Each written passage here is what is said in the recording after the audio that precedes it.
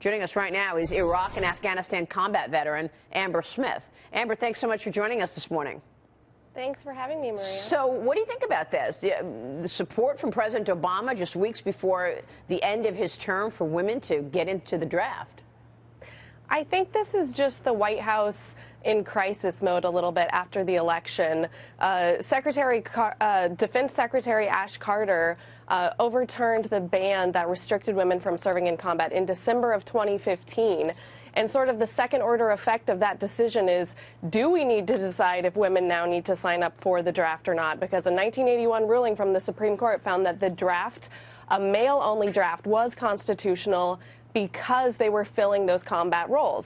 So now that women can serve in those combat roles, I think the White House should have thought this through a little bit clearer of whether or not women were going to be required to do so a year ago. So the fact that it's coming up now, I think they're just a little touchy about losing some of their signature marks like Obamacare, the Iran deal. So now they're going to push women for the draft. Wow. So there's politics involved in this as well. What do you guys think? But Amber, is it necessarily a bad thing that women would be required to serve their country the way that men would, theoretically? No, I think that's a great point, and I've said this from the beginning. When they lifted that ban, I said there can't be a double standard. If women are going to be allowed to serve in those combat roles and serve in those very specialized positions, infantry, special operation roles, then we can't say you get to have it both ways, where you get to try out for those positions, but you don't have to sign up for the draft. That's not the way it should work. If you're going to have it one way, you're also going to have it another. Amber, it's Mike Murphy.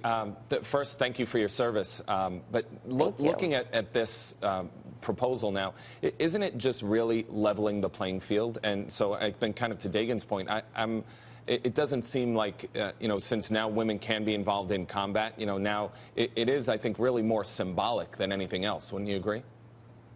It is symbolic. We haven't had a draft enacted in over 30 years. This is where people would be signing up for the selective service. So right now, as it stands, men within 30 days of their 18th birthday have to sign up for the selective service. So that is what women would be required to do if the White House had their way. It doesn't mean women will suddenly be drafted to the front lines. All it means is that women, 18th birthday, will have to sign up for the selective service the same way that men do. Well, you're on the front lines. Tell us how you see the difference in terms of men and women standing beside you when you're there on the front lines. Look, I mean, I served in combat. I wasn't in ground combat. I was in I was a Kiowa warrior helicopter pilot in Iraq and Afghanistan. We fly extremely low level, and we do see combat.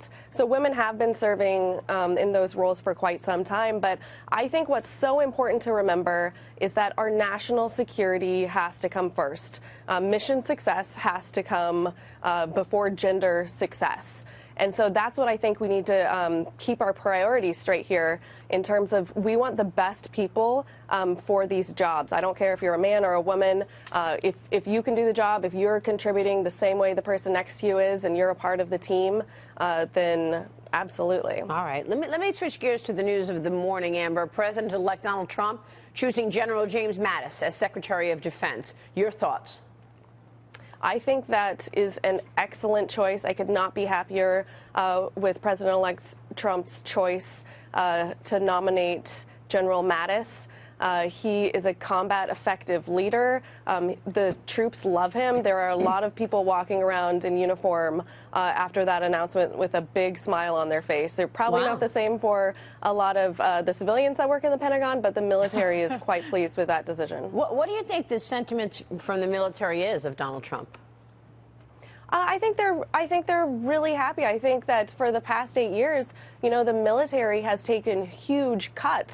And a lot of times that's put a lot of strain on that military lifestyle with the length of deployments and the troop cuts with not a lot of notice of saying, hey, you've had your career track planned out for this long, and because of certain circumstances, you now have 6 months, sometimes in certain situations, half of that, to get out of the Army, find a new job, you know, move your entire family. And so times have been tough for the military over the past 8 years, especially with the flip-flops in the Middle East, and we're pulling troops out. No, now we're putting them back in. We're at war, but we're not going to call it that. And so I think the military has high hopes for a very strong leader, a strong Secretary of Defense that's going to put our national security and our take care of our military, ensure that they have all of the assets and training that they need to be the most effective fighting force in the world. Big picture, Amber, he's been critical of the policy of disengagement by the Obama administration, saying that that's led to the rise in terrorism and extremism in the Middle East, and he was very hawkish on Iran. That's why his tour running Central Command ended early. On the flip side, he doesn't think we should pull out of the Iran deal. Well, I think that General Mattis, this is his area. He was the commander of CENTCOM, which is, you know, the Middle East. He led troops in combat after 9/11 in Afghanistan. He led Marine forces during the invasion in Iraq in 2003. So he's been there on the ground with his troops in combat. So I think that perspective as a leader, that combat experience now is going to basically help him in those areas. So in terms of the Iran deal, he knows the ins and outs of the deal. And I think that we might see basically some navigating of it. There are definitely ways to get out of the Iran deal, but we'll have to see where they go with that one. Yeah, it's a really good point, actually, because that's being debated right now, and we know what Trump has said about the Iran deal. Let me ask you about Veterans Affairs. Former Alaska Governor Sarah Palin now reportedly interested in the VA Secretary position. Other reported candidates include former Senator Scott Brown, Iraq and Afghanistan war veteran Pete Hegseth. What do you think Trump is looking for in the Veterans Affairs Secretary? What would you like to see? Well, look, the pick for the Secretary of the VA is going to be a really big choice. We've seen President-elect Trump on the campaign trail where he has said that he wants VA reform because he wants to fix some of the problems and make it that much better for veterans. And so this is no small task, reforming the VA. This is post-PhD level management, and this is a government department.